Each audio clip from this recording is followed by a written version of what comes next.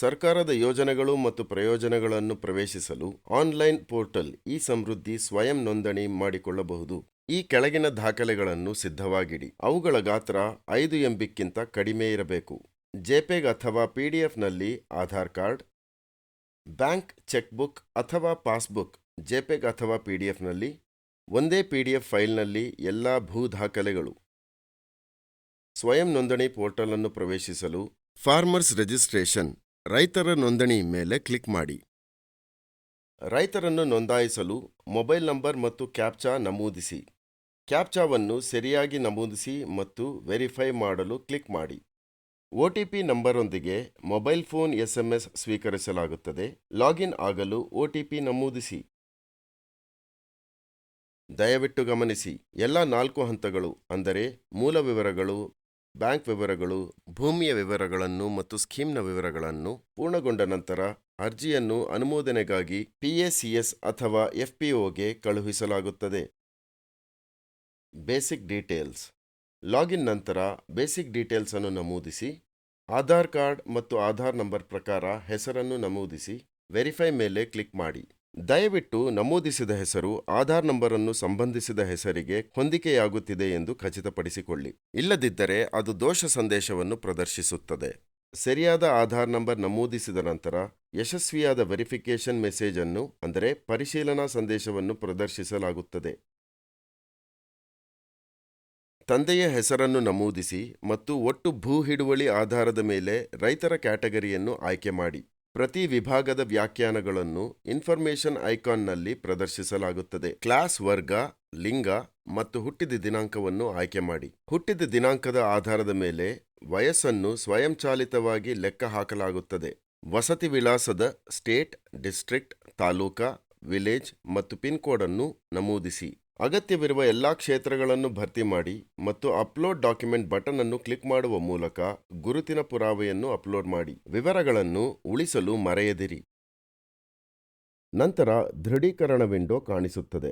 ಎಲ್ಲಾ ಸರಿಯಾದ ಮಾಹಿತಿಗಳನ್ನು ಸಲ್ಲಿಸಿದ್ದರೆ ಎಸ್ ಮೇಲೆ ಕ್ಲಿಕ್ ಮಾಡಿ. ಫಾರ್ಮರ್ ಐಡಿಯನ್ನು ಈಗ ರಚಿಸಲಾಗುವುದು. ರಿಜಿಸ್ಟ್ರೇಷನ್ ಯಶಸ್ವಿಯಾದ ನಂತರ SMS ಅನ್ನು ಫೋನ್ನಲ್ಲಿ ಪ್ರದರ್ಶಿಸಲಾಗುತ್ತದೆ. ಮುಂದೆ ಬ್ಯಾಂಕ್ ವಿವರಗಳನ್ನು ನಮೂದಿಸೋಣ. ಅಕೌಂಟ್ ಹೋಲ್ಡರ್ಸ್ ನೇಮ್ ಖಾತೆದಾರರ ಹೆಸರನ್ನು ನಮೂದಿಸಿ.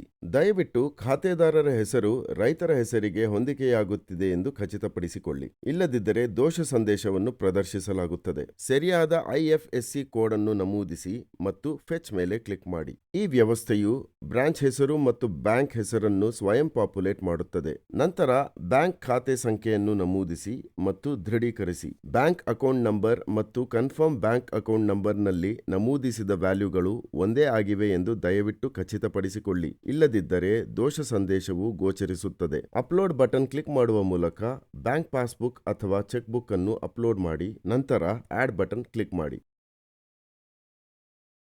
ಅನೇಕ ಬ್ಯಾಂಕ್ ಖಾತೆಗಳನ್ನು ಸೇರಿಸಲು ಆಡ್ ಬಟನ್ ಕ್ಲಿಕ್ ಮಾಡಿ. ನಂತರ ಸಬ್ಮಿಟ್ ಕ್ಲಿಕ್ ಮಾಡಿ. ಅದರ ನಂತರ ದೃಢೀಕರಣ ಸಂದೇಶವನ್ನು ಪ್ರದರ್ಶಿಸಲಾಗುತ್ತದೆ.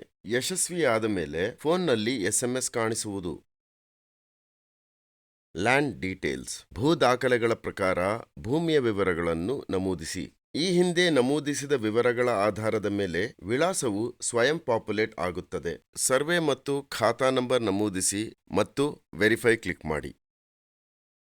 ವಿವರಗಳು ಸರಿಯಾಗಿ ನಮೂದಿಸಿದರೆ ಖಾತಾ ನಂಬರ್ ಸಂಬಂಧಿಸಿದ ಎಲ್ಲಾ ಸರ್ವೆ ನಂಬರ್ ಲ್ಯಾಂಡ್ ರೆಕಾರ್ಡ್ ಇಂಟಿಗ್ರೇಷನ್ನಿಂದ ಪಡೆಯಲಾಗುತ್ತದೆ. ಭೂ ಏಕೀಕರಣ ಮಾಡದ ರಾಜ್ಯಗಳಲ್ಲಿ ಸರ್ವೆ ಸಂಖ್ಯೆ, ಖಾತಾ ಸಂಖ್ಯೆ ಮತ್ತು ವೈಯಕ್ತಿಕ ಪ್ರದೇಶವನ್ನು ಹಸ್ತಚಾಲಿತವಾಗಿ ನಮೂದಿಸಬೇಕಾಗುತ್ತದೆ. ಅನುಮೋದನೆಯ ಸಮಯದಲ್ಲಿ PACS ಅಥವಾ FPO ಭೂ ವಿವರಗಳನ್ನು ಪರಿಶೀಲಿಸುತ್ತಾರೆ. ಯಾರ ಹೆಸರಿನಲ್ಲಿ ಭೂಮಿಯನ್ನು ನೋಂದಾಯಿಸಲಾಗಿದೆಯೋ ಆ ರೈತರ ವಿವರಗಳನ್ನು ತೋರಿಸಲಾಗುತ್ತದೆ. ಒಂದು ರೆಕಾರ್ಡ್ ಅನ್ನು ಆಯ್ಕೆ ಮಾಡಿ ಸಬ್ಮಿಟ್ ಮಾಡಿ. ದಯವಿಟ್ಟು ಗಮನಿಸಿ, ಲ್ಯಾಂಡ್ ರೆಕಾರ್ಡ್ ಪ್ರಕಾರ ಟೋಟಲ್ ಏರಿಯಾಗಿಂತ ಇಂಡಿವಿಜುವಲ್ ಏರಿಯಾ ಕಡಿಮೆ ಅಥವಾ ಸಮಾನವಾಗಿರಬೇಕು. ನಮೂದಿಸಿದ ಎಲ್ಲಾ ಭೂ ದಾಖಲೆ ವಿವರಗಳು ಸರಿಯಾಗಿವೆಯೇ ಎಂದು ಖಚಿತಪಡಿಸಿ ಮತ್ತು ಭೂ ವಿವರಗಳನ್ನು ಉಳಿಸಲು ಎಸ್ ಮೇಲೆ ಕ್ಲಿಕ್ ಮಾಡಿ. Scheme details. Scheme selection menu click ಮಾಡುವ ಮೂಲಕ ಸ್ಕೀಮ್ ಆಯ್ಕೆ ಮಾಡಿ. ಆ ರಾಜ್ಯಕ್ಕೆ ಚಾಲನೆಯಲ್ಲಿರುವ ಎಲ್ಲ ಯೋಜನೆಗಳನ್ನು ವೀಕ್ಷಿಸಲು ಸ್ಟೇಟ್ ಅನ್ನು ಆಯ್ಕೆ ಮಾಡಿ. ಸ್ಕೀಮ್ ಅನ್ನು ಆಯ್ಕೆ ಮಾಡಿದ ನಂತರ ಸಬ್ಮಿಟ್ ಬಟನ್ ಒತ್ತಿ. ನೋಂದಣಿಗಾಗಿ ಎಫ್ಪಿಒ ಅಥವಾ ಪಿಎಸಿಎಸ್ ಆಯ್ಕೆ ಮಾಡಿ. ಎಫ್ಪಿಒ ಆಯ್ಕೆ ಮಾಡಿದ ನಂತರ ಡ್ರಾಪ್ ಡೌನ್ ಮೆನ್ಯೂನಿಂದ ಎಫ್ಪಿಒ ಐಡಿಯನ್ನು ಆಯ್ಕೆ ಮಾಡಿ ಅಥವಾ ಪಿಎಸಿಎಸ್ ಅನ್ನು ಆಯ್ಕೆ ಮಾಡಿದರೆ ಡಿಸಿಸಿಬಿಯನ್ನು ಆಯ್ಕೆ ಮಾಡಿ. ಅಂದರೆ ಸಂಬಂಧಿತ ಡಿಸಿಸಿಬಿಯಲ್ಲಿ ನೋಂದಾಯಿಸಲಾದ ಡಿಸ್ಟ್ರಿಕ್ಟ್ ಕೋಆಪರೇಟಿವ್ ಸೆಂಟ್ರಲ್ ಬ್ಯಾಂಕ್ ಮತ್ತು ಪಿಎಸಿಎಸ್.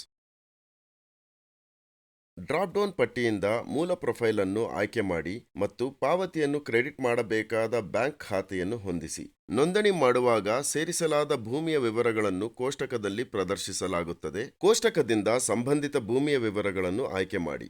ವೈಯಕ್ತಿಕ ಪ್ರದೇಶಕ್ಕೆ ಅನುಗುಣವಾಗಿ ಮೌಲ್ಯವು ಸೋವಿಂಗ್ ಏರಿಯಾ ಫೀಲ್ಡ್ನಲ್ಲಿ ಸ್ವಯಂ ಪಾಪ್ಯುಲೇಟ್ ಆಗಿದೆ. ಬಿತ್ತನೆ ಮಾಡಿದ ಸರಕನ್ನು ಅವಲಂಬಿಸಿ ಬಿತ್ತನೆ ಪ್ರದೇಶವನ್ನು ಬದಲಾಯಿಸಬಹುದು. ಉತ್ಪನ್ನವನ್ನು ಸಲ್ಲಿಸುವ ಖರೀದಿ ಕೇಂದ್ರವನ್ನು ಆಯ್ಕೆ ಮಾಡಿ. ನಂತರ ಸರಕನ್ನು ಆಯ್ಕೆ ಮಾಡಿ.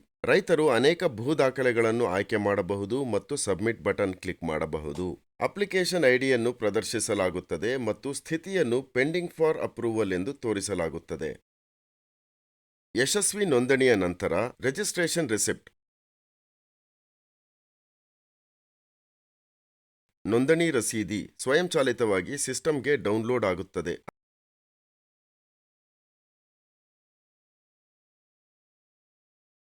ಅಪ್ಲಿಕೇಶನ್ ಸ್ಥಿತಿಯನ್ನು ಅಪ್ಲೈಡ್, ಅಕ್ಸೆಪ್ಟೆಡ್ ಅಥವಾ ರಿವರ್ಟೆಡ್ ಅಡಿಯಲ್ಲಿ ವೀಕ್ಷಿಸಬಹುದು. ಟ್ಯುಟೋರಿಯಲ್ನ ಅಂತ್ಯ.